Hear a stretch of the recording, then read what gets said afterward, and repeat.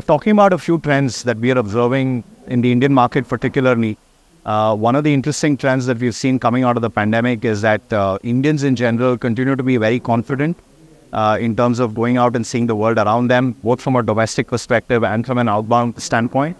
One of the surveys that we've run around the Travel Confidence Index tells us that Indians want to experience off the beaten path destinations. They want to have experiences that are off the grid. And this is a majority of them, roughly about 71% of the Indians that we surveyed told us that they would like to get out of their comfort zone when they travel, right? So that's one particular trend that we're observing. This also creates a lot of opportunity for operators and providers in the space of attractions and experiences to continue to innovate and provide newer experiences and more diverse experiences to Indian travelers. Another interesting trend that we've observed is the continued rise of religious and wellness-related travel. Indians have always traveled for religious purposes over the years, but in general, a lot of the religious destinations around India now have better infrastructure. They have more supply, and that's leading to an exponential increase in some of the cities. And some of the cities that I can name are Amritsar, Varanasi, Puri, etc., which are seeing a significant growth in traffic coming in from an inbound perspective.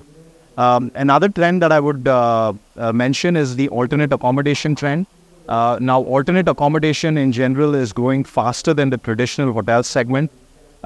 It's a trend that Indians have adopted more and more as they've come out of the pandemic.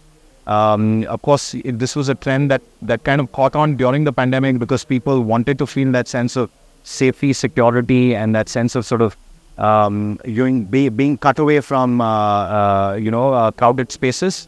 But it's a trend that's continued, and in my opinion, will continue to remain. It is also alternate accommodation in general has increased the amount that Indians are spending on travel. The hotels business continues to receive customers, but at the same time, it's not resulted in a share shift away from the hotel segment. Alternate accommodation has only added to the pie overall. We are seeing that alternate accommodation helps with over-tourism. It helps with recognition of newer destinations. It helps with also providing micro-entrepreneurship to homeowners and accommodation rental providers in smaller towns as well as the larger cities. So it has a lot of benefits to the economy in general.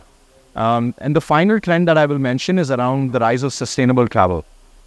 Sustainable travel, we ran a sustainable travel report recently where we surveyed, again, many countries. Indians came out as one of the top nationalities when it comes to seeking more sustainable travel options when they travel. However, the dichotomy is that, today Indians are saying that, it's very difficult to find sustainable options when they travel. There are not too many platforms available that list out sustainable options readily for a consumer.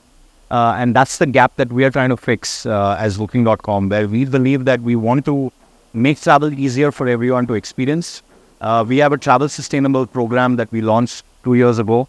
It has found tremendous acceptance in the industry, where today we have roughly about 500,000 accommodation providers all over the world who have signed up for the program.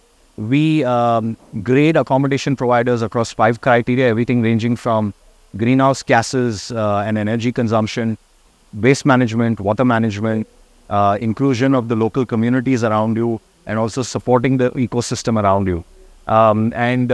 We've seen that this has really taken off in a big way in India as well. We have roughly about 20,000 properties now in India who have come on board. We're also integrating with third-party certification programs. Finally, we are also running workshops and seminars with some of the state governments to bring about more education in this space. So with that, I'd like to thank you for your time.